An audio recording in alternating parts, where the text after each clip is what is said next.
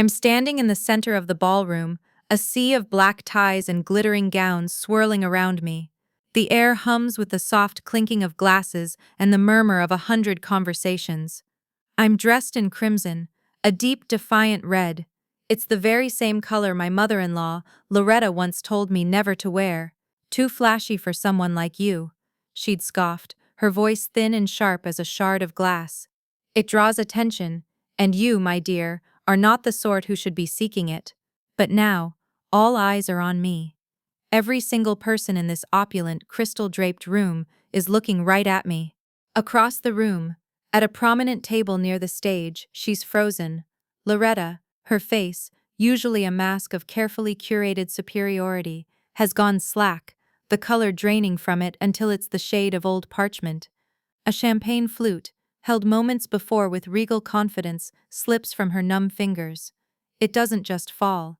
It plummets, hitting the polished marble floor with a sound that cuts through the entire ballroom, a sharp, splintering crash that seems to echo the shattering of her reality.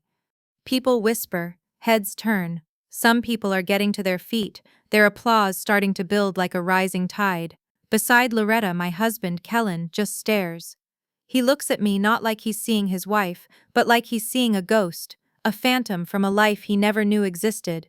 His sister Mallory, seated next to him, lets out a tiny choked gasp, her hand flying to her perfectly glossed lips. The host, the legendary hospitality leader Lionel Beck, lifts the microphone to his lips, a warm smile on his face. He's the only one in the room who isn't shocked. He's the one who orchestrated this moment. Ladies and gentlemen, his voice booms, rich and clear, silencing the whispers and amplifying the applause. Please welcome our guest of honor, the brilliant mind behind the revival of some of this country's most beloved destinations, the founder of Haven Bloom Resorts, Mrs. Valeria Winslow. That's me, Valeria Winslow. But this story, this moment of impossible triumph, didn't start here. It didn't start with the applause, or the crimson gown, or the name that now hangs in the air like a declaration of war. It started 3 years ago, in a kitchen, on my birthday. It started when they told me to scrub dishes while they laughed and toasted a life that I was apparently not welcome to be a part of. The memory is so vivid, it feels like I could reach out and touch the cold, slick surface of the granite countertop. It was my 27th birthday. We were at Loretta's mansion, a sprawling testament to Winslow family money. All cold marble floors and impersonal museum-like rooms. I'd worn a simple navy dress, hoping to look classic, hoping to blend in, hoping as always for a quiet evening. Kellen had forgotten the date until that morning, a fact he'd brushed off with a casual, "Oh right, well Mom's having the family over for dinner anyway, it's perfect." But when we arrived, Loretta greeted me not with a hug, but with a stiff, starchy white apron. "Be a dear, Valeria," she'd said, her voice laced with that familiar, saccharine condescension. "The caterers are simply swamped. We could use an extra pair of hands in the kitchen." She pressed it into my chest. I looked at Kellen, a desperate, silent plea in my eyes. He just gave a small, helpless shrug, his gaze sliding away to a point somewhere over my shoulder. "Don't make a scene," his silence screamed. "Just do it." So I did. I tied the cheap apron strings behind my back, the knot feeling like a noose. From the kitchen I could hear them, the clinking of glasses as they toasted Kellen's brother, Thorne, on some minor business acquisition, the swell of laughter as Mallory recounted a story from her latest European vacation. My own birthday was never mentioned. I wasn't a guest, I was staff. I carried out trays of hors d'oeuvres and cleared away plates piled high with the remnants of a feast I was not invited to eat. At one point, as I was scraping leftover risotto into the bin, Mallory sauntered in, a smirk playing on her lips. "Oh good, you're on dish duty," she'd sneered, placing her plate on the counter with a loud clatter. "At least you're good at cleaning up. It's a shame that interior decorator thing never worked out for you. You were just a failed decorator after all." Her words were meant to sting, and they did. They were a reminder of the small business I had tried to start. A dream that had withered under the weight of financial strain and a crippling lack of support. I looked past her, through the swinging door, and saw Kellen. He was laughing at something Thorne had said, completely oblivious, or perhaps completely indifferent to his sister's cruelty. He didn't defend me. He never did. Later, I locked myself in the cavernous guest bathroom, a room larger than my first apartment, all gold fixtures and floor-to-ceiling mirrors. I stared at my reflection. My face was flushed, my eyes swimming with tears I refused to let fall. The woman in the mirror looked tired, small, and utterly invisible. I was locked out of my own life, scrubbing the remnants of their celebration off of plates. Humiliation burned in my throat, hot and bitter. It was in that moment, staring at that pathetic, defeated woman in the mirror, that a cold, hard resolve began to form in the pit of my stomach. The tears dried up, replaced by a glacial calm. They saw me as the help. They saw me as a failure, someone to be used and discarded. They thought my world was as small as that kitchen, as insignificant as a dirty plate. That night, I made a silent promise to myself. A vow whispered to my own reflection in that cold, gilded prison. I'll build something, I thought, my hands gripping the marble vanity until my knuckles turned white. I'll build something so big, so successful, so magnificent, that one day they'll beg to enter, and I'll be the one holding the key. That night, the invisible woman in the apron died. And someone else, someone they would never see coming, was born. The days that followed that humiliating birthday dinner settled into a grim, predictable rhythm. My life became a study in contrasts, a quiet war fought on two fronts. By night, I was a ghost in the hallways of the Crestwood, a small boutique hotel on the other side of town. I worked the late shift, from 11 at night until 7 in the morning, managing the front desk. I loved the silence of those hours, the sense of being the sole guardian of a sleeping world. I'd walk the empty corridors, breathing in the scent of clean linens and the faint citrusy polish used on the dark wood furniture. It was a place of order, of quiet dignity, and it was mine alone. During the day, I would try to manage my small online design gigs, piecing together small projects for clients who wanted magazine-worthy living rooms on a shoestring budget. It was draining, thankless work, a constant battle of managing expectations and chasing invoices. And then there was my other life, my life at the Winslow estate. Every day there, I was not family, I was a fixture, a piece of furniture that was occasionally required to move. Loretta's critiques were a constant, dripping faucet of disapproval. "That blouse, Valeria," she'd comment over breakfast, her eyes scanning my simple, practical attire with disdain. "It lacks a certain sophistication. You should really let Mallory take you shopping. She understands quality." Another time, she left a society magazine open on the coffee table, a glossy picture of Mallory smiling at some charity luncheon. Mallory's event was featured in the society pages, Loretta announced to no one in particular. "They host real events, you know, meaningful ones." The implication was clear. My life, my work, my very existence was meaningless. The final breaking point, the moment the last thread of my tolerance snapped, came during a dinner party Loretta was hosting for some of Kellen's senior partners from his firm. The dining room was a spectacle of Winslow wealth, gleaming silverware on a silk tablecloth, crystal glasses that cost more than my car, a centerpiece of exotic flowers flown in from some tropical paradise. I had, of course, been asked to help get things ready, but was permitted to sit at the table this time, a small act of performative inclusion for the sake of the guests. I was seated at the far end, a silent observer, when one of the partners, a man with a booming voice and a self-satisfied smile, turned to Loretta. "And who is this lovely young lady?" he asked, gesturing toward me with his wineglass. Loretta gave a light, tinkling laugh that didn't reach her cold eyes. "Oh, that's just Valeria, Kellen's wife," she said, her tone dismissive. Then she leaned in conspiratorially, her voice dropping to a stage whisper that was perfectly audible to everyone at the table. "She's just helping out.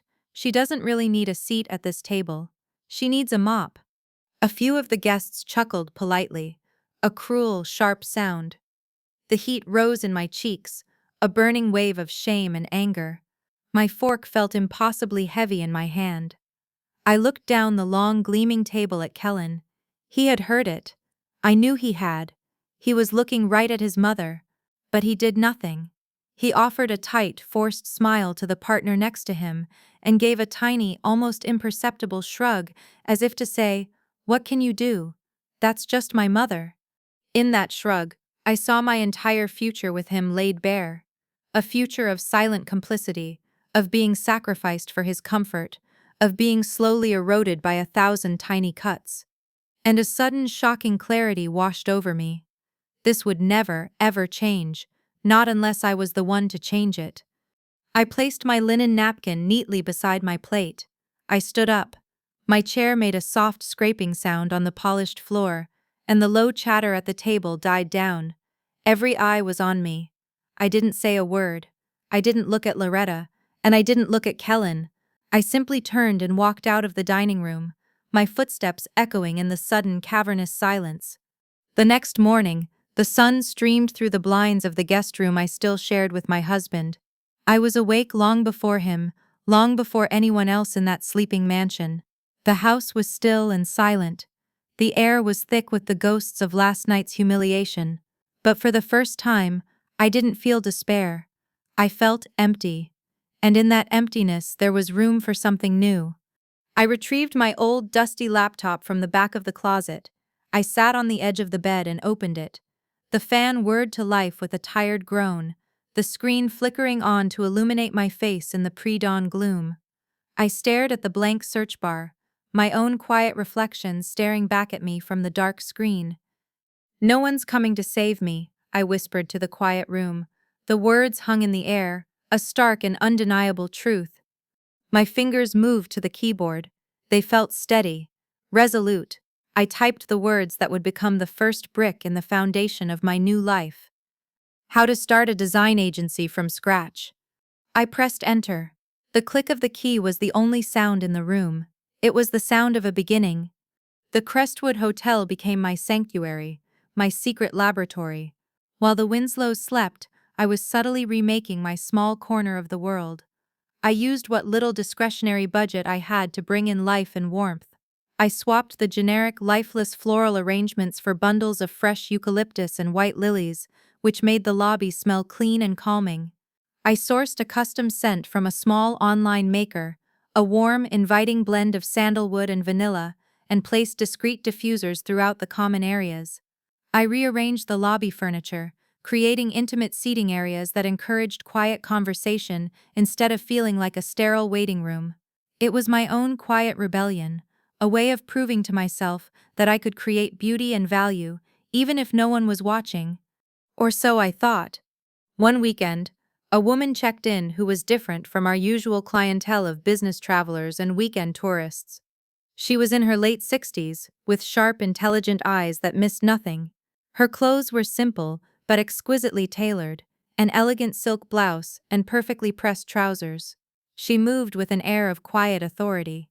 Her name was Clarice Ember.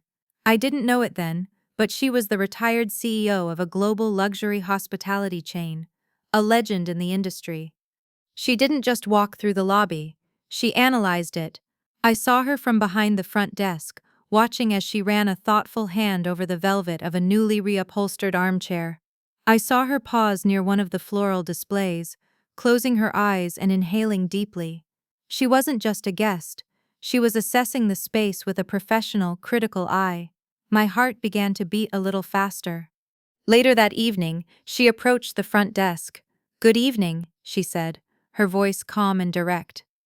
"I've been admiring the design choices in this hotel. They're subtle, but very effective. I'd like to speak to whoever is responsible for them. The manager, perhaps?" Panic flared in my chest. This was just my night job, my escape. What if my boss found out I'd been spending hotel money, even a small amount, on my own projects? A voice in my head screamed at me to play it safe. "Just say it's the hotel's regular decorator. Don't get involved." But another, stronger voice, the one that had made a vow in a gilded bathroom mirror, pushed back. This was a test. I took a deep breath and stepped out from behind the counter. "That would be me," I said. My voice came out quieter than I intended, but it was steady. I handle some of the decor." Clarice looked at me, her gaze intense. She wasn't gushing or complimentary in a superficial way. She was direct. "It's efficient," she stated, as if delivering a verdict. "You've achieved maximum impact on what I assume is a minimal budget. You understand atmosphere. Why did you choose sandalwood? Most would go for a generic floral." We talked for nearly an hour. She asked pointed questions about my reasoning behind every choice, from the placement of a lamp to the texture of the throw pillows. I found myself speaking with a confidence I didn't know I possessed, explaining my philosophy of creating an experience, not just a space. The next day, she returned to the front desk. I had been anxiously awaiting her, my stomach in knots. She didn't waste time with pleasantries. "I own an underperforming resort in Utah," she said, getting straight to the point. "It's a beautiful property in a stunning location, but it's cold, impersonal, and it's bleeding money. I want you to create a concept board for a complete redesign. Ambience, guest experience, flow, scent profiles, the works." My breath caught in my throat. Then came the condition. "If you impress me," she continued, her eyes locking onto mine, "I'll fund your pitch. I'll give you the resources to bring it to life. But I expect nothing less than excellence. No excuses, no half measures. This isn't a hobby, it's a business." It wasn't just an offer. It was a challenge, a lifeline. A wave of terror and exhilaration washed over me in equal measure. This was it, the chance I had been praying for, working for, dreaming of. "Yes," I said, the word coming out as a choked whisper. "Yes, I'll do it." The week that followed was a blur of frantic, obsessive work. Sleep became a luxury I couldn't afford. My small apartment was transformed into a chaotic studio, the floor disappearing under a sea of fabric swatches, paint chips, architectural sketches, and printouts of Utah's native flora. My world shrank to the glow of my laptop screen at 3 in the morning, fueled by lukewarm coffee and a desperate burning hope. I poured every ounce of my frustration, every memory of humiliation, every shattered dream into that project. It wasn't just a concept board, it was my declaration of existence. Finally, with trembling hands, I attached the final PDF to an email and sent it to Clarice. The moment I clicked send, a profound silence descended. All I could do was wait. The exhaustion hit me then, a crushing weight of vulnerability and fear. A week passed. A week of checking my email every 5 minutes, my heart leaping at every notification. A week of pretending everything was normal at the Winslow house, of smiling blandly while Loretta planned another one of her pointless social engagements. Then, one evening, an email appeared in my inbox. The subject line read, "Utah Project, Next Steps." My heart stopped. For a long moment, I couldn't breathe. My hands shook so badly I could barely control the mouse to click it open. The body of the email contained only 5 words. "You're hired. Call me tomorrow." I leaned back, closing the laptop slowly. A single tear, one of pure, unadulterated relief, traced a path down my cheek. Downstairs, I could hear the television droning on. Kellen was watching a game, completely oblivious to the fact that my entire world had just cracked wide open. I wiped the tear away and savored the moment. This victory was mine, and it was only the beginning. My life split into 3. There was Valeria, the night manager at the Crestwood. There was Valeria, the silently resentful daughter-in-law of the Winslows. And then there was the new Valeria, the one who existed only in the quiet, stolen hours of the night, the one who was building something from nothing. The juggle was grueling. My days became a masterclass in sleep deprivation. My alarm would go off at 5 in the morning, a shrill summons to a life that wasn't mine. I'd creep out of bed, careful not to wake Kellen, and spend 2 precious hours at the kitchen table with my laptop, its glow a secret sunrise. I was teaching myself the language of business, a world as foreign to me as the moon. Debits, credits, IBE, P&L statements, they were just meaningless acronyms at first, a frustrating jumble of numbers and jargon. I watched free online tutorials on financial modeling, my brow furrowed in concentration, pausing and rewinding until the concepts began to stick. Then came the performance of being a Winslow. I'd sit through family breakfast, a silent fixture at the table, while Loretta discussed stock portfolios with Thorne and Mallory complained about the incompetence of her housekeeper. I learned to wear a mask of placid indifference, my mind miles away, calculating projected revenue for a hypothetical lobby bar in Utah. After that, I would escape to the Crestwood for my shift, the 8 hours of quiet normalcy a welcome reprieve before I returned home to work on my real passion until 2 or 3 in the morning. My world was fueled by caffeine and sheer force of will. My weekly calls with Clarice were my anchor and my crucible. She was not a gentle mentor. She was a blacksmith, holding my ideas to the fire until they were strong and sharp. "That's not a strategy, Valeria. That's a wish list," she told me sharply during one call, after I presented a beautifully rendered design concept that lacked a solid budget. "Beauty is useless if it isn't profitable. Where are the numbers? What's your ROI on artisanal light fixtures? Give me data." She pushed me, relentlessly, to think not just as a designer, but as a CEO. Then came the first real taste of success. The initial phase of the Utah Resorts redesign was approved, and the first wire transfer from Clarice's holding company appeared in my new, separate business account. I stared at the number on the screen for a long time. It wasn't Winslow money. It wasn't Kellen's money. It was mine. Earned. The feeling was intoxicating. A powerful validation that I was on the right path. That same evening, Loretta was in the midst of planning a lavish anniversary party.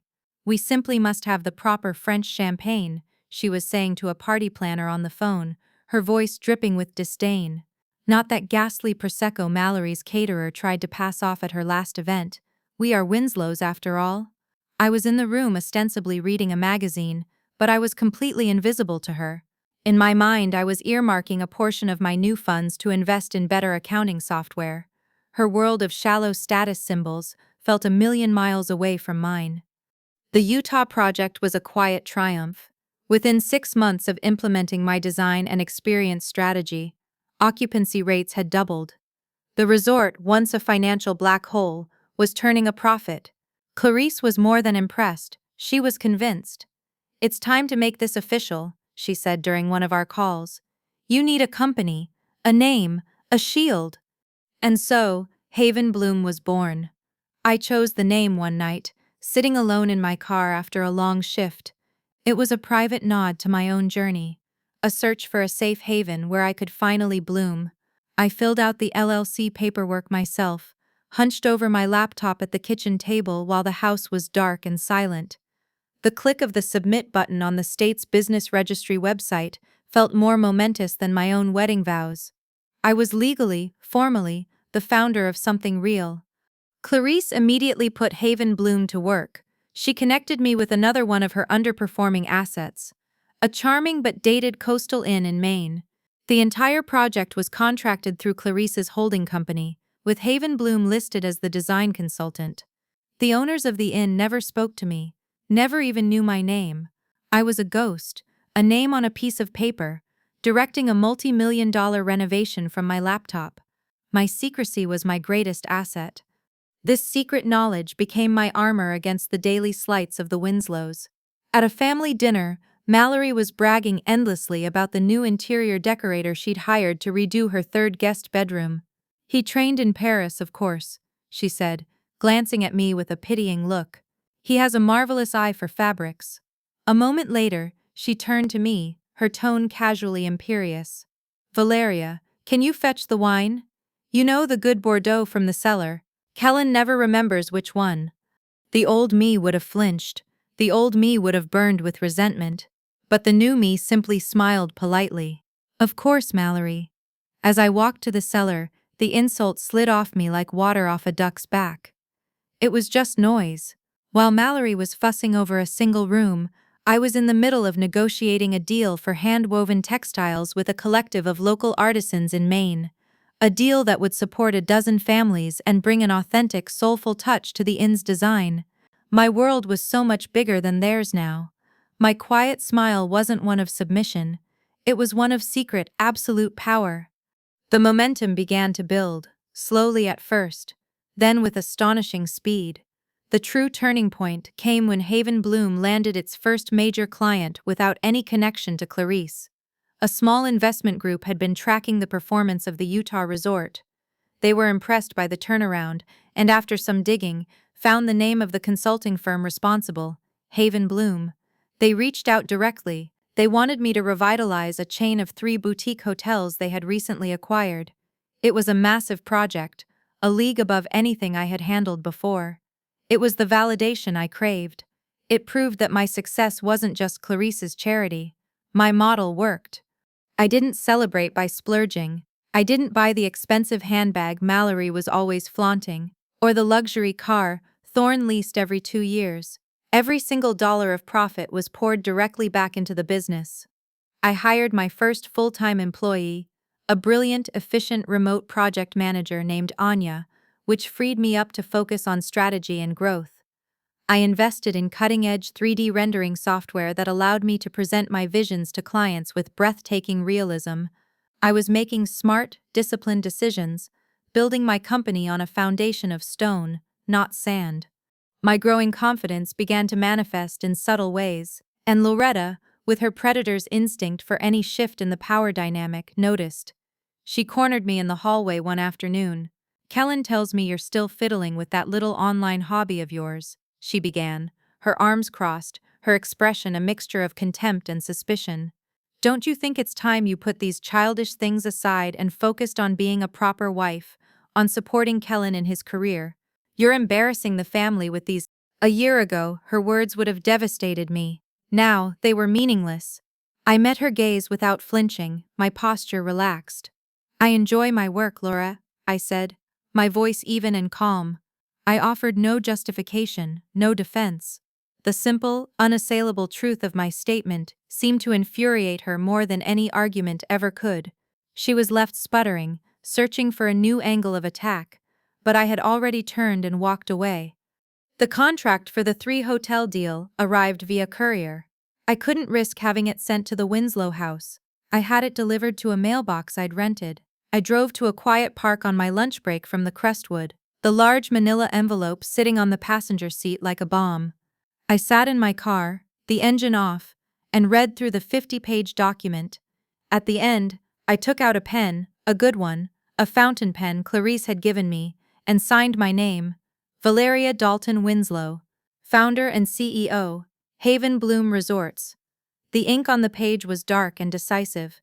It represented a secret empire, a hidden world of competence and success that was growing every day, right under their noses. They saw me as the help, the failure, the embarrassing wife, but in the quiet of my car holding that contract, I knew the truth. I was the one in control. I was building my own world, brick by brick in the dark, and soon, very soon, the sun was going to rise. For a time, my biggest challenge was managing growth, but the true test of my resolve wasn't about balance sheets or design concepts, it was about character. It arrived in the form of an email from a new vendor, a large-scale supplier for our latest project, a ski lodge in Colorado. We were in the final stages of sourcing materials, reclaimed wood, locally quarried stone, custom textiles. The supplier, a man named Marcus, proposed a meeting.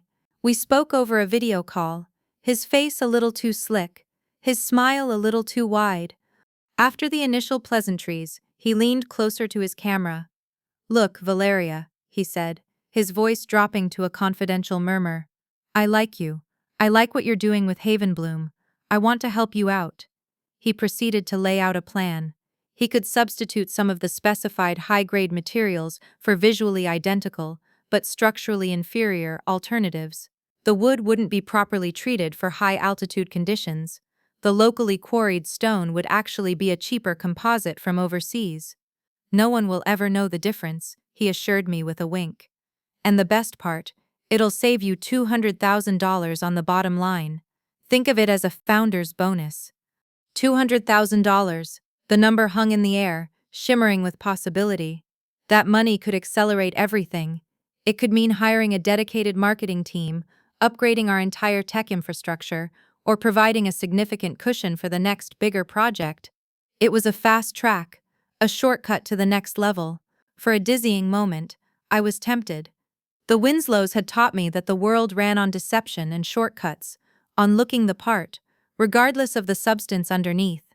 Why shouldn't I play their game? My hesitation must have shown on my face.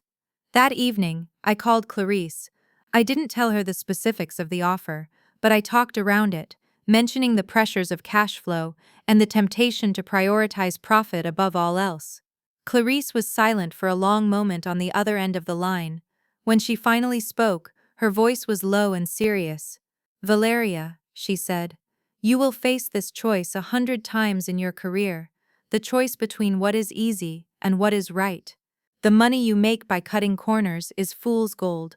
It looks real, but it has no weight, no value. Integrity now, or you will collapse later. There are no exceptions to that rule. The buildings you create are a reflection of the person who builds them. Do you want to build something hollow?" Her words cut through the fog of temptation. She was right. What was the point of building an empire if its foundations were rotten? What was the point of escaping the Winslow's world of superficiality only to create my own? The next morning, I emailed Marcus. "Thank you for the proposal," I wrote, "but Haven Bloom is committed to the highest standards of quality and transparency. We will be moving forward with the original material specifications. If you are unable to meet those requirements, I understand." We lost the contract. Marcus pulled out, citing creative differences. For a week I was sick with regret. Losing that supplier meant a significant delay and a frantic search for new partners, eating into the very profits I had tried to protect. I felt like a fool. I had chosen the hard path, and my reward was a logistical nightmare. Then 2 weeks later, I received an email from a name I didn't recognize. It was from a senior partner at a major private equity firm, one that specialized in sustainable and ethical hospitality investments. "Dear Mrs. Winslow," it began, "I was recently speaking with a colleague who had been in negotiations with Marcus Thorne for the Colorado project. He mentioned that your company walked away from a significant cost-saving opportunity on principle. Frankly, we were impressed. That kind of integrity is rare, and it's exactly what we look for in a partner." My heart hammered against my ribs. He went on to explain that his firm was looking to invest in a growing hospitality brand with a strong ethical compass. They had been watching Haven Bloom's quiet successes from afar, but my decision to turn down Marcus's offer was the final confirmation they needed. He wanted to discuss a potential partnership. I stared at the email, the words blurring through my tears. Clarice was right. Integrity wasn't a cost, it was an investment. My honest choice, the decision that had felt like a failure, had just become the biggest gateway I could have ever imagined. That single act of holding my ground had opened a door to a level of success I hadn't even dared to dream of. The next day, I signed the preliminary agreement with the investment firm. Haven Bloom wasn't just my company anymore. It was on its way to becoming an empire, and I had built it, not just with skill and hard work, but with character. The infusion of capital from the new investors changed everything. Haven Bloom was no longer a secret side project, it was a rapidly expanding enterprise. We acquired new properties, hired more staff, and our name began to circulate in elite hospitality circles. I was still operating from the shadows, with Clarice's holding company and my new partners acting as the public face, but the sheer scale of the operation was becoming harder to conceal, and the Winslows, with their finely tuned antennae for money and power, started to notice. It was Mallory who first picked up the scent. She had a friend who worked in commercial real estate, who mentioned a company called Haven Bloom, making major waves. The name was unfamiliar, but when her friend mentioned the revitalization of the Utah resort, a place the Winslows had once mocked as a rustic money pit, a flicker of suspicion was lit. She and Thorne, the arrogant trust fund brother, started digging. They were like sharks that had caught the scent of blood in the water. Their path to the truth, inevitably, led through my husband. Kellen had always been willfully ignorant about my hobby, but he wasn't stupid. He knew I was busy, that I was working, but he had no concept of the scale. Mallory and Thorne began to work on him, planting seeds of doubt and suspicion, preying on his insecurity and his deep-seated loyalty to the Winslow name. "It's just strange, Kellen," Mallory would say over dinner, her voice dripping with false concern. "Valeria is so secretive lately. And where is she getting the money for these projects of hers? You share finances, don't you? You should be careful. A woman with her own money can get ideas. Thorne was more direct. You need to protect the family assets, Kellen, he'd say, man to man, clapping him on the shoulder. You don't know what she's doing. This little design thing could be a front for anything. She could be running up massive debts in your name. They manipulated him perfectly. They made him believe that protecting himself was the same as protecting the family. One afternoon, I went to pay one of my key contractors, a large six-figure wire transfer. The transaction was declined. I tried again. Declined. A cold dread, slick and oily, washed over me. I logged into our shared bank account, the one I had foolishly kept open for household expenses and a semblance of marital normalcy. The balance was zero. All the liquid funds had been transferred to a new account, one in Kellen's name only. He had frozen me out. I called him, my voice trembling with a rage I could barely contain. He was evasive, defensive. It's just temporary, Val, he stammered, parroting lines Thorne had clearly fed him. We just need to get a handle on your spending. Mom and Mallory were worried you were mismanaging our finances. It's for your own good. For my own good. The condescension was breathtaking. He had conspired with his family to financially cripple me, and he was framing it as an act of protection. The devastation I felt was profound, not just because of the money, but because of the betrayal. It was the final, undeniable proof that my husband was not my partner. He was their agent. My team's payroll was due in 3 days. I had to make a choice: expose my entire operation to fight Kellen for the funds, or find another way.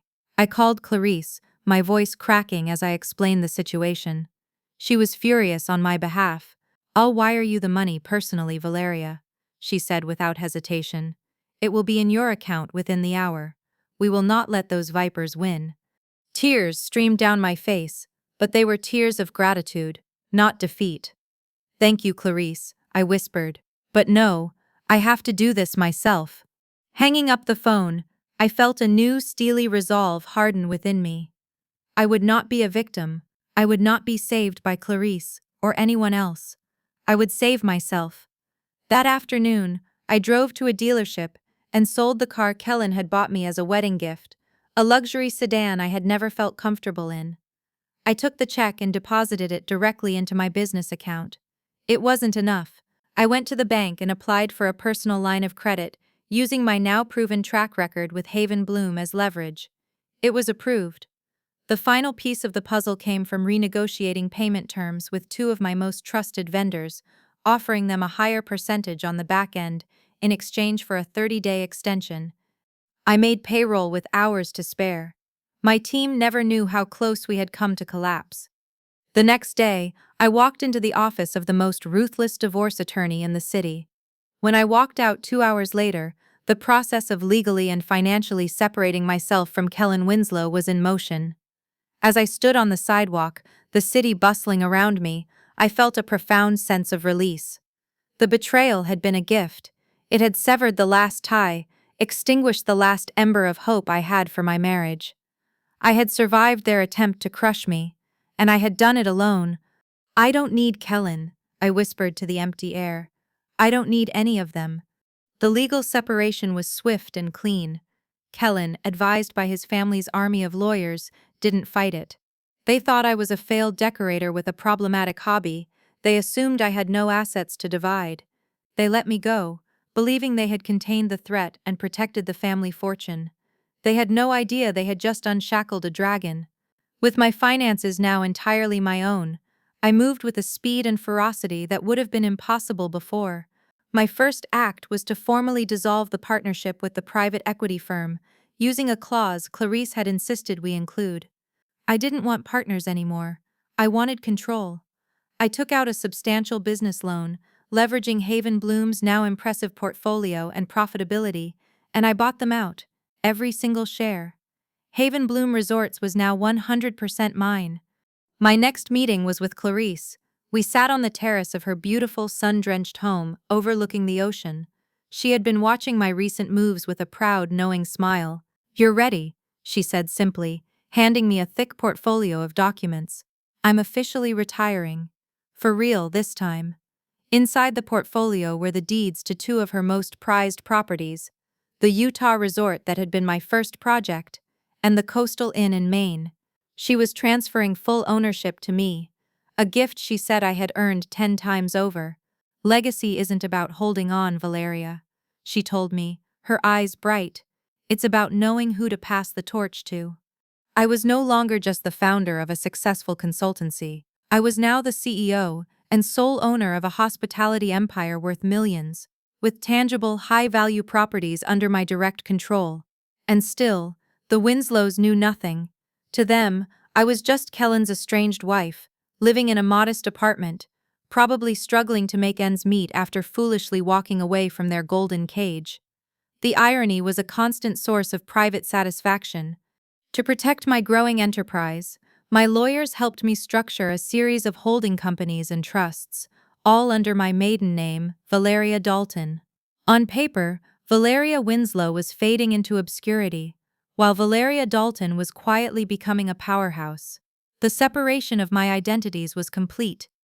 This internal transformation began to reflect on the outside. I threw out the drab, sensible clothes I had worn to appease Loretta's sensibilities. I started dressing for myself, in bold colors and sharp, tailored silhouettes that projected the confidence I now felt.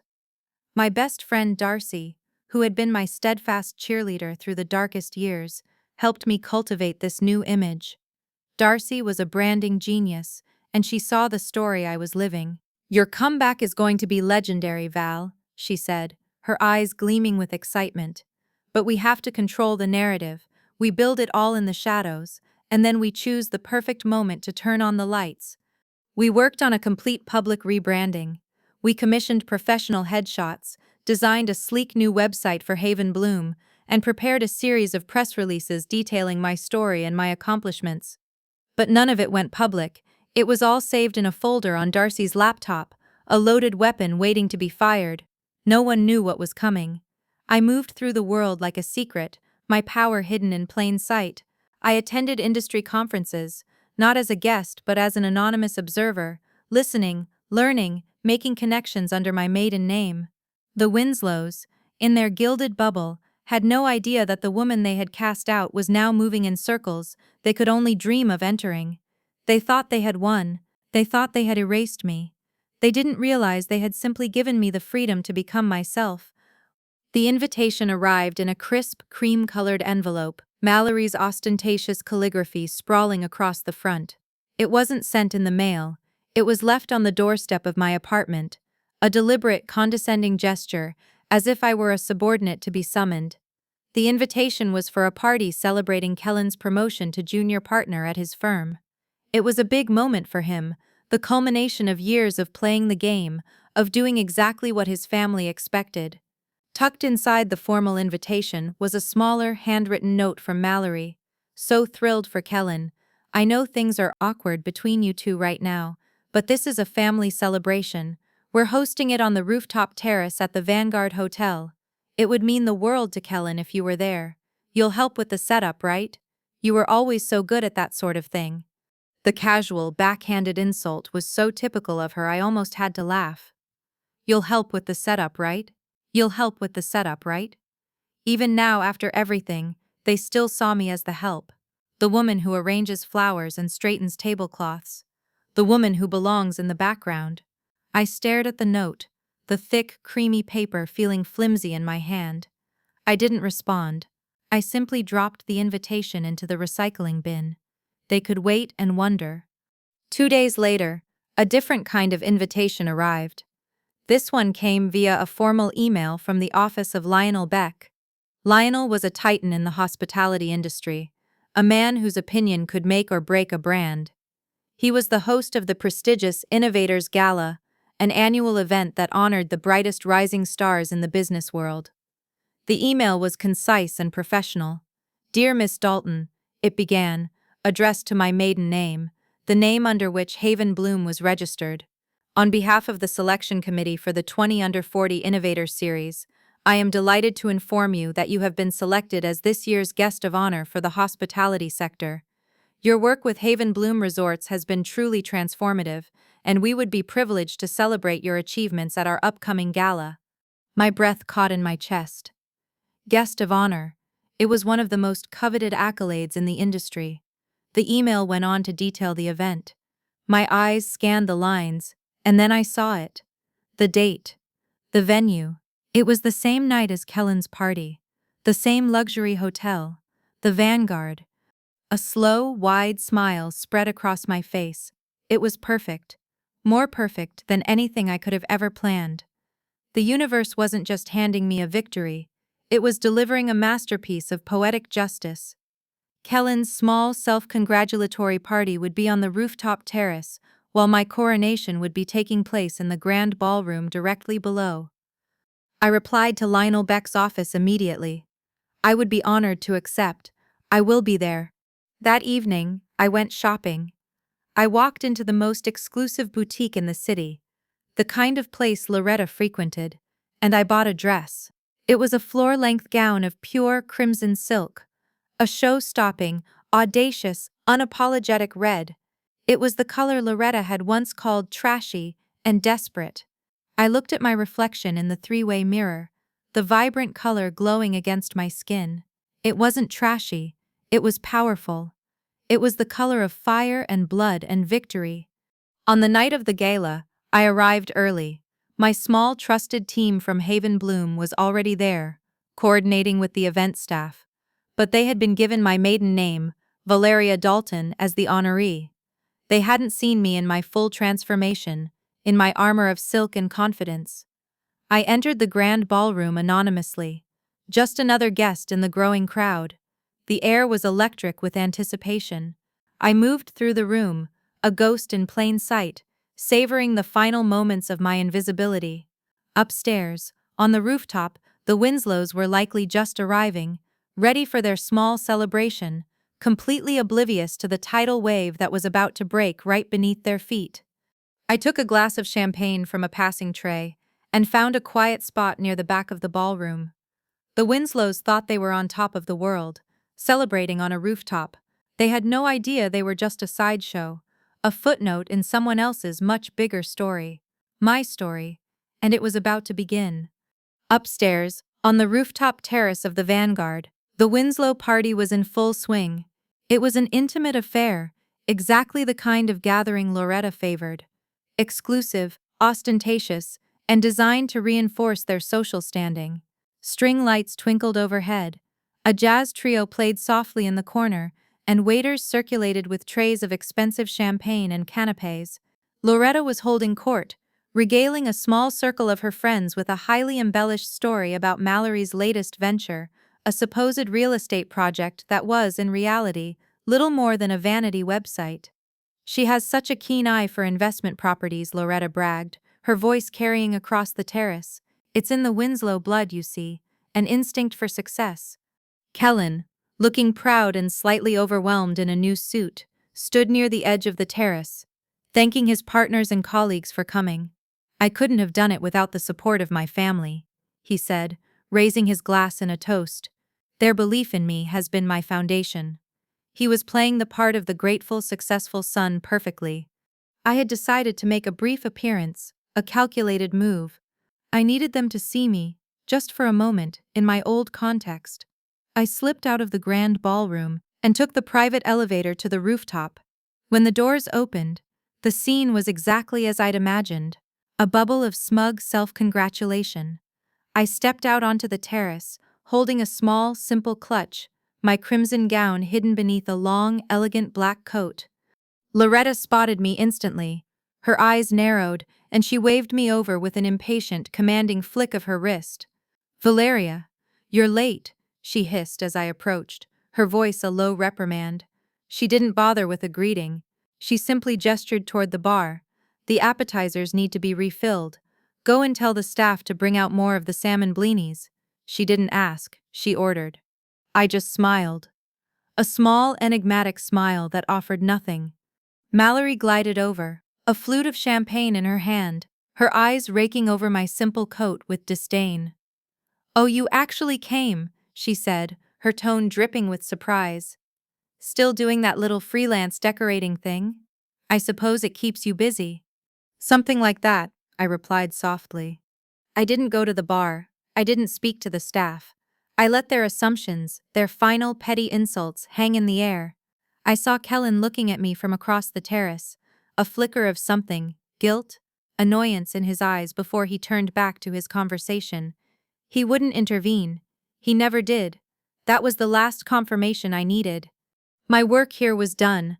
I turned without another word and walked back toward the elevator, leaving them to their party, to their last moments of blissful ignorance. As I walked, I could feel their eyes on my back, could almost hear their condescending whispers. Poor Valeria, so out of her depth. The elevator doors slid shut, encasing me in a silent, mirrored box. I took a deep breath, and as the elevator descended, I let the black coat slide from my shoulders, revealing the fiery crimson gown beneath. The woman who had walked onto that terrace was gone.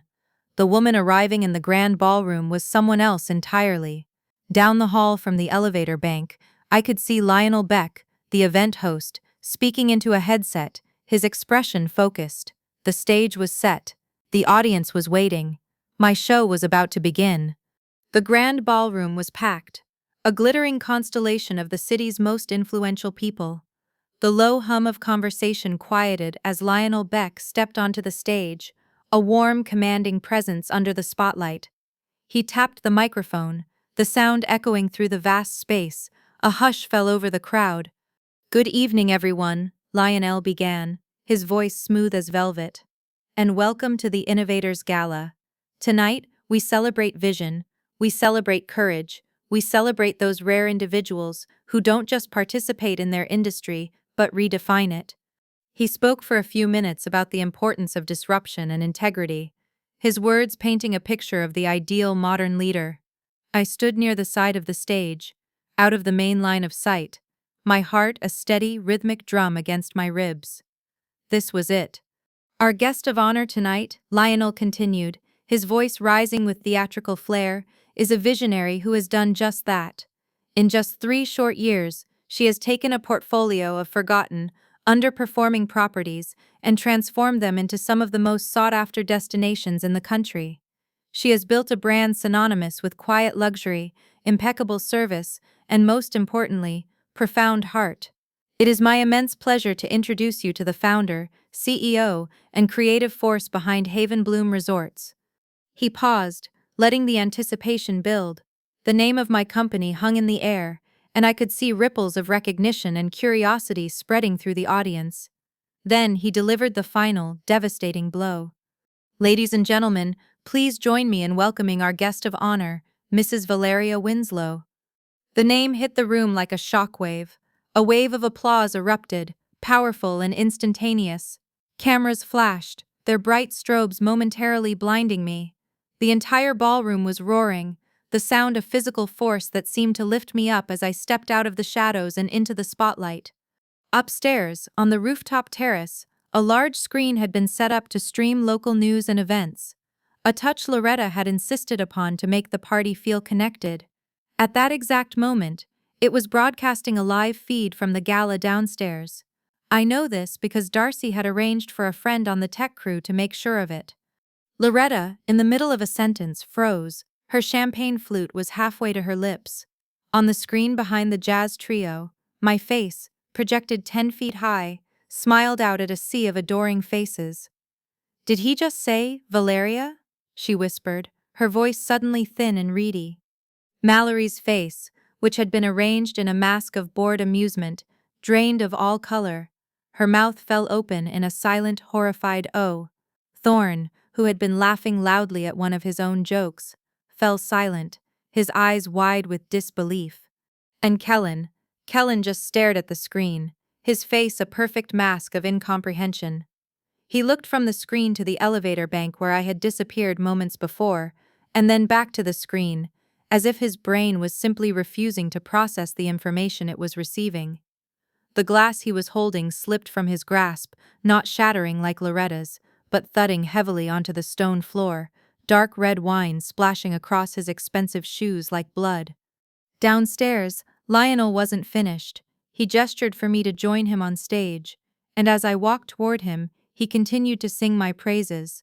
Many of you in this room will remember the legendary Clarice Ember, he said, his voice resonating with respect. Well, Valeria is the protégée. Clarice chose to carry on her legacy, but Valeria didn't just carry it, she built upon it, creating an empire in her own right. In fact, Haven Bloom Resorts, under Valeria's sole ownership, has recently acquired two of Clarice's flagship properties. He turned to me, a genuine admiration in his eyes. And I can now personally announce, he said, turning back to the audience, that my own firm Beck Hospitality has just entered into a multi-year, multi-million-dollar partnership with Haven Bloom to develop a new line of luxury eco-lodges. She is, without a doubt, the future of this industry. The applause was deafening now. People were on their feet. The whispers and murmurs upstairs on the rooftop had surely turned into a cacophony of confusion and shock. A member of the hotel staff, a young woman I had spoken to earlier, approached Loretta's table. Darcy had given her specific instructions. The young woman leaned in and spoke in a polite, professional tone that I knew must have felt like a dagger. "Ma'am," she said, "I just wanted to inform you that the rooftop terrace event tonight was provided as a courtesy. Your daughter-in-law, Mrs. Winslow, booked the entire venue for her gala. Technically, you are all her guests." I reached the podium and stood beside Lionel. I looked out at the sea of faces, colleagues, competitors, investors, all of them looking at me with a newfound respect. For a single fleeting moment, I allowed my gaze to drift upward, toward the ceiling, toward the rooftop where my past was currently imploding. I never looked at them on the screen. I didn't need to. I could feel their world shattering from 100 feet away. I had spent years being invisible to them. Now, I was the only thing they could see. I delivered my speech. I spoke about my passion for creating spaces that felt like sanctuaries. I talked about the importance of integrity, of building a business with soul. I thanked Clarice for her belief in me, and I announced the launch of the Haven Bloom Grant, a new program dedicated to funding and mentoring women looking to start their own businesses in the hospitality industry. My voice didn't shake. It was clear, calm, and full of a strength I had earned in fire and silence. I was not the woman they thought they knew. I was the woman I had built myself to be. When I finished, the standing ovation was thunderous. As I walked off the stage, Lionel Beck on one side, and Darcy, her eyes shining with tears, on the other, I felt a profound sense of peace. The battle was over. I hadn't needed to scream, or fight, or demand to be seen. I had simply become impossible to ignore. The rest of the evening passed in a triumphant blur of congratulations and handshakes. People who had never given me a second glance were now eager to speak with me, to praise my vision, to be associated with my success.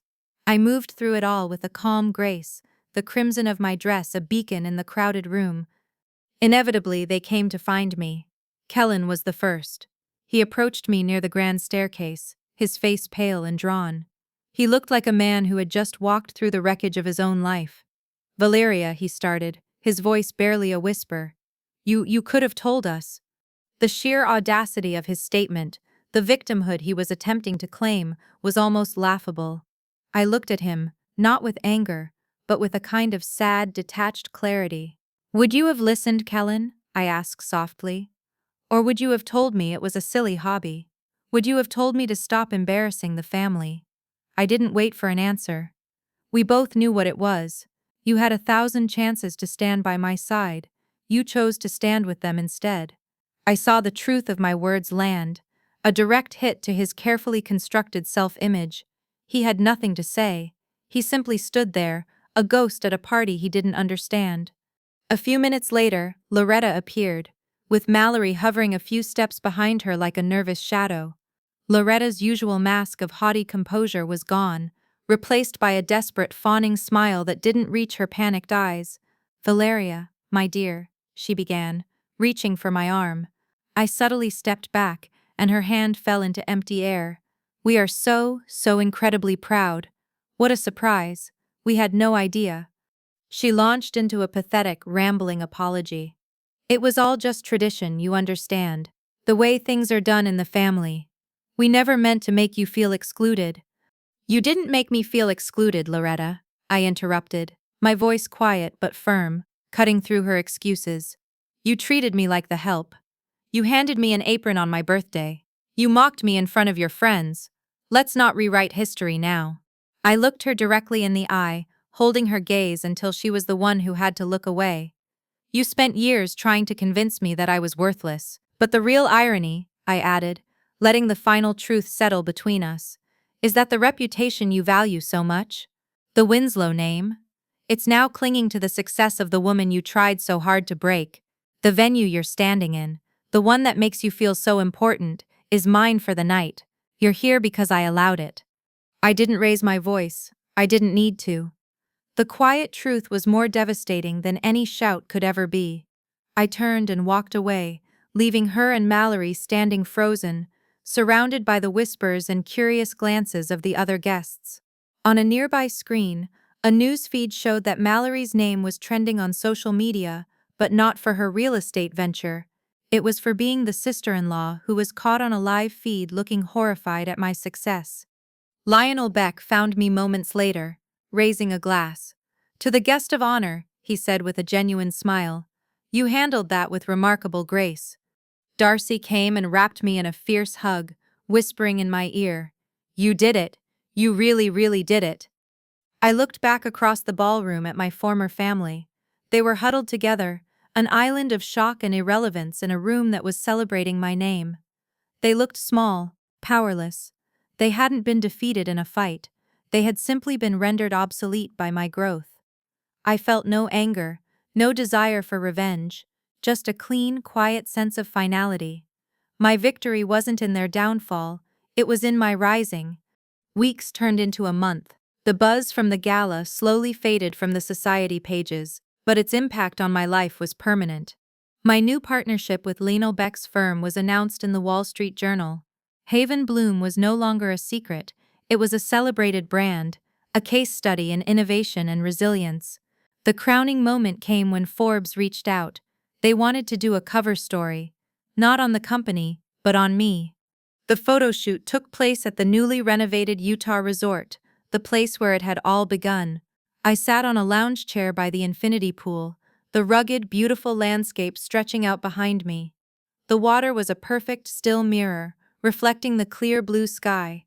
My laptop was open on the table beside me, but I wasn't working. I was just taking it all in. As the photographer set up his shots, my mind drifted back. I thought of the ghost woman in the starchy white apron, scraping leftovers into a bin on her own birthday. I thought of the tears I'd cried in that gilded bathroom, the feeling of being utterly invisible. I remembered the exhaustion of those early days, the sting of the constant insults, the profound loneliness of building something in the dark, while being told I was nothing. I remembered the cold panic of seeing my bank account emptied, the feeling that they might actually succeed in crushing me. Those moments weren't just painful memories anymore. They were the foundation stones of the life I now lived. They were the pressure that had turned coal into a diamond. The Forbes article came out a few weeks later. The cover photo was of me, smiling, sitting by that pool, looking directly at the camera. The headline read, "Valeria Winslow, she wasn't given a seat, so she built her own table." And it was true. I now presided over a company with over 400 employees. The Haven Bloom Grant for Women in Hospitality had just awarded its first round of funding to 5 deserving brilliant female entrepreneurs who reminded me so much of myself. I had breakfast meetings with CEOs and investors in dining rooms that I owned, where the service was impeccable and the atmosphere was one of welcome and respect for everyone. As I sat there by the pool, looking at the feature on my tablet, a voiceover from the accompanying online video played. It was my voice. "I never wanted revenge," I heard myself say, the words echoing the truth in my heart. "Revenge is a small, bitter meal. It's about tearing something down. I was never interested in destruction. I just wanted a seat at the table, a chance to be seen, to be heard, to contribute." The camera in the video panned across the stunning resort, a testament to the world I had built. "But it turns out," my voice concluded, calm and sure, "I was wrong about what I wanted. I was thinking too small. I was meant to build my own table, one where everyone has a seat, one where worth isn't determined by your last name, but by the quality of your character and the vision in your heart. I closed the tablet and leaned back, a genuine, unforced smile on my face. The sun was warm, the air was clean, and my future was a vast open landscape, as beautiful and full of possibility as the view in front of me. I had built my own haven, and I was finally home. And I was finally home. Sometimes the greatest power move is grace, not vengeance, just undeniable, unstoppable growth. Have you ever been underestimated by the people who were supposed to support you? Let me know in the comments how you turned it around, or how you plan to. If this story inspired you even a little, hit that like button and subscribe for more powerful transformations. You're stronger than they think, and your story? It's not over yet.